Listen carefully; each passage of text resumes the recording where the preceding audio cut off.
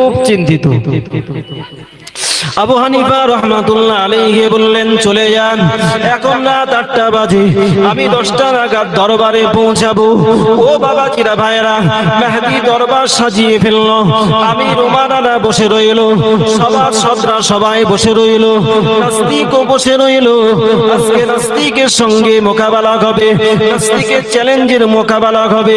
রাত 8টা বেজে গেল, 9টা বেজে গেল, 10টা বেজে গেল, 11টা বেজে গেল, তবু ইমাম আযম আবু হানিফা রাহমাতুল্লাহ আলাইহি দরবারে এলেন না।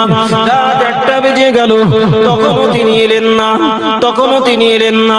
নাস্তিক এবার আনন্দে লাফাতে শুরু করলো, হে মেহেদী, হে খলিফা মেহেদী, দেখো না ইমামে আযম তিনিও আমার চ্যালেঞ্জের মোকাবেলা করতে ভয় পেয়েছে, তিনিও আমার চ্যালেঞ্জের মোকাবেলা করতে পারবেন না, বিধায় তিনি আপনার দরবারে উপস্থিত হবেন না। নাস্তিক খুব আনন্দ পাচ্ছে, লাফাচ্ছে। মেহেদী, তুমি যাকে ডেকেছো আবু হানিফা বড় জ্ঞানী মনে করো? না, সেই বড় জ্ঞানী না, সে আমার এই চ্যালেঞ্জের মোকাবেলা করতে ভয় পেয়েছে। বলল যাচ্ছি, 8টার সময় খবর পাঠালে 10টা, 11টা, 12টা, 1টা বেজে গেল, এখন এলো না। তার মানে আমি যে তোমাকে চ্যালেঞ্জ করেছি যে সারা পৃথিবী এবং যা আছে এর ভিতরে সৃষ্টিকর্তা কেউ নেই, এটাই সঠিক। হাজির মাজলিস, খলিফা মেহেদী চিন্তায় পড়ে গেল, আমির উমারারা চিন্তায় পড়ে গেল, কি হবে, নাস্তিক কি জিতে যাবে? হঠাৎ করে 1:30 নাগাদ চলে এলো ইমামে আযম আবু হানিফা রাহমাতুল্লাহ আলাইহি রাজ দরবার চলে এলেন, রাজ দরবারে চলে এলেন। মেহেদী আদবের সাথে উঠে সালাম দিলেন, আসসালামু আলাইকুম ইয়া আবা হানিফা, আসসালামু আলাইকুম ইয়া আবা হানিফা।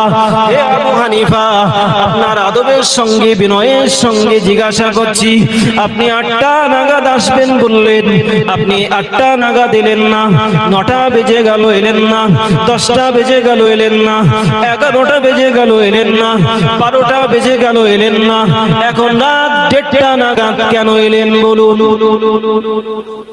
আবু হানিফা বললেন, দেখুন, আপনার দুধ যখন আপনার বার্তাবাহক আমার কাছে সংবাদ নিয়ে গেছে, আমি আসবো বলে রেডি হয়েছি, এশার নামাজ পড়ে তৈরি হলাম আসবো।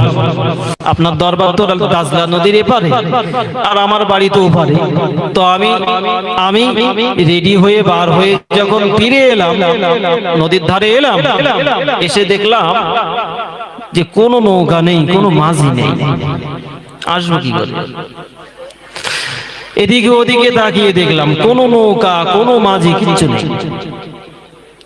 হঠাৎ করে একটা আশ্চর্য জিনিস দেখলাম। ইমামে আযম আবু হানিফা রাহমাতুল্লাহ আলাইহি বললেন, হে খলিফা মেহেদী, আসতে দেরি হবার কারণ হলো আমি বাড়ি থেকে বার হয়ে যখন নদীর ধারে এলাম, দেখতে পেলাম না কোনো মাঝি আছে, কোনো নৌকা আছে। হঠাৎ করে দেখতে পেলাম নদীর ভিতর থেকে আপনি কিছু তক্তা ভেসে উঠলো, আবার দেখলাম নদীর ভিতর থেকে আপনি কিছু পেরেক ভেসে উঠলো, আবার দেখলাম নদীর ভিতর থেকে আপনি কিছু আলকাতরা ভেসে উঠলো। আবার আশ্চর্য ভাবে দেখলাম যে ওই তক্তাগুলো নিজে নিজে পেরেকের সঙ্গে জোড়া লেগে গেল, ওই আলকাতরা গুলো আবার তাতে প্রলেপ দিয়ে দিল, লাগিয়ে দিল, সব কিছুই আপনি হচ্ছে। আবার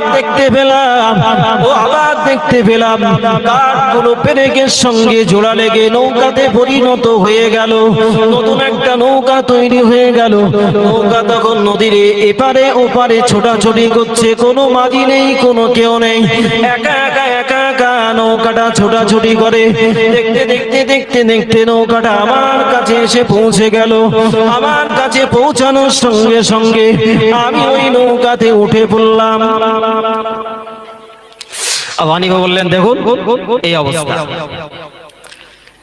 আপনি নদীর ভিতর থেকে কিছু তক্তা ভেসে উঠল, আবার দেখলাম কিছু পেরেক ভেসে উঠেছে, আবার দেখলাম কোথা থেকে যেন আলকাতরা এলো, এবং এই তক্তার সঙ্গে পেরেক গুলো আপনি জোড়া লেগে গেল। আবার ওই আলকাতরা গুলো আপনা আপনি প্রলোভ দিয়ে দিল।